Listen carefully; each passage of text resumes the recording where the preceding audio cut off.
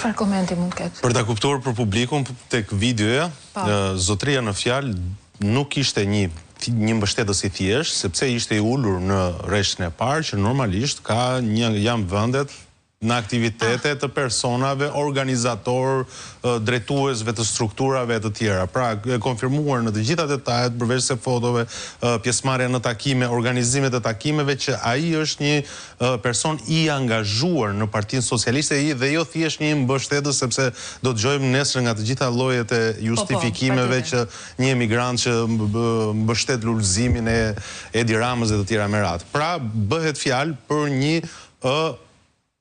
personazh, për një patronazhist të angazhuar në këto zgjedhje në mënyrë intensive. Pra, e fakton edhe vetë nga të gjithë postimet që ai bën në rrjetet sociale të aktivitetit të tij politik për Partinë Socialiste, jo thjesht politik, por antiligjor për sa kohë personi në fjalë, patronazhisti në fjalë është punonjës i DHL-s, dhe e shohim me menaxhimin, administrimin e të gjitha zarfeve të kësaj. Në tekst, në status. Po, patjetër. Ja, sa kemi marrë, kemi administruar votat e familjes Patozi, votat e shqiptarëve. Dhe ky nuk është një rast sporadik. Zotëria në fjalë thjesht ka zbuluar skemën se si ka funksionuar Partia Socialiste.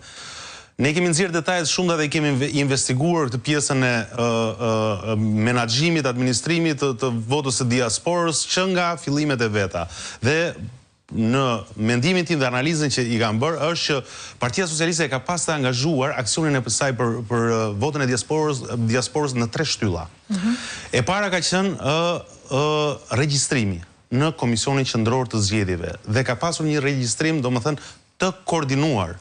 E dyta ka qenë patronazhimi i DHL-s dhe më pas kontrollimi i të gjithë këtyre sistemeve nëpërmjet funksionarëve të lartë që ndodhen në Shqipëri, ministra, kryetar bashkëqe që i kemi parë, që kanë keq përdorur apo kanë shfrytzuar selit e ambasadave dhe selit e konsullatave.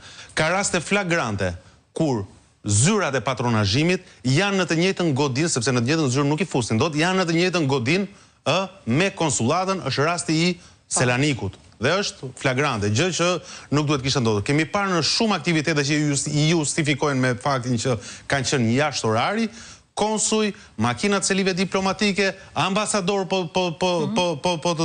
të doni, që kanë qenë të angazhuar për Partinë Socialiste intensivisht në zgjedhje.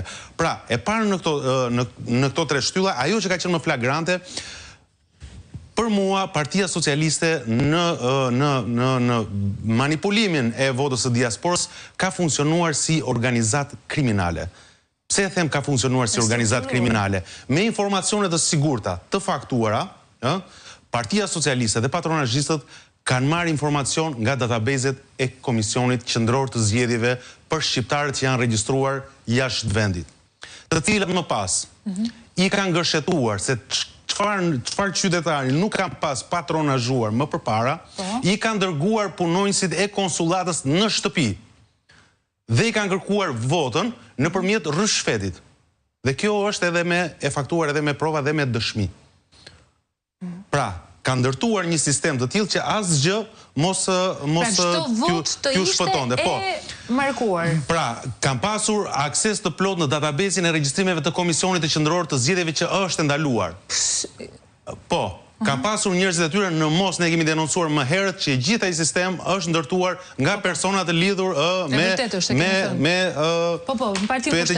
me Partinë Pushtet dhe të njëjtët persona që kanë ndërtuar dhe databazet e aktivistit dhe patronazhistit. Dhe mund të jenë të njëjtët persona, të cilët kanë vijuar të kishin akses të ky informacion dhe kanë shërbyer për Partinë Socialiste, mund ta kenë marrë në 100 burime tjera që nuk jemi ne në gjendje ta zbulojmë se si ka marrë. Pra, mekanizmi siç ka qenë brenda është transferuar edhe jashtë. Është transferuar, po, mekanizmi, të gjitha dhënat e KQZ-s kanë qenë në dispozicion të patronazhistëve të Partisë Socialiste, të cilët më pas të gjithë personat që nuk i kanë pas identifikuar si votues të tyre kanë shkuar dhe i kanë njohur edhe nëpërmjet korruptimit. Kemi raste denoncime, dëshmi, të t'i bëj edhe reklam pak emisionit Plug në mbrëmje, disa prej të cilave do të jenë sonde në mbrëmje në emisionin Plug që denoncojnë njerëz me emër me mbiemër që punonjësit e ambasadave u kanë shkuar, u kanë ofruar lek për në këmbim të votës, sepse i kanë pas identifikuar si votues të Partisë Demokratike.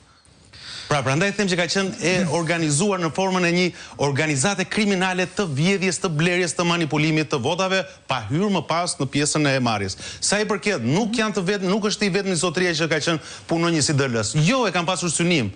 Kanë gjetur të gjithë, kanë identifikuar të gjithë punonjësit shqiptarë dhe kjo masakër ka ndodhur më së shumti në zyrat e postave të nënkontraktuara në Greqi. Janë mbajtur në mënyrë të qëllimshme. Çfarë kanë qenë votues të Partisë Demokratike, nuk janë dërguar fletët e votimit fare në adresë. Nuk janë dërguar. Prandaj është problem në kontraktimi, pra. Dhe ka pasur kemi pasur ne me dhjetra, me qindra, me mira denoncime në adresën e Syrit, që ankoheshin qytetarë që ishin regjistruar dhe nuk kanë shkuar vota. Thonë, dëshmojnë që u ka shkuar vota komshis, u ka shkuar vota njerëzve të tyre të njohur që e din, por atyre jo nuk u shkoi kurrë. Prandaj them që kanë funksionuar në mënyrë të strukturuar. Gens Burimi e vërtetoi vetë që nuk e ka firmosur ai kur ka ardhur. Nuk e ka firmuar, nuk e ka marrë ai në dorë vletën. Po qëndroi pak të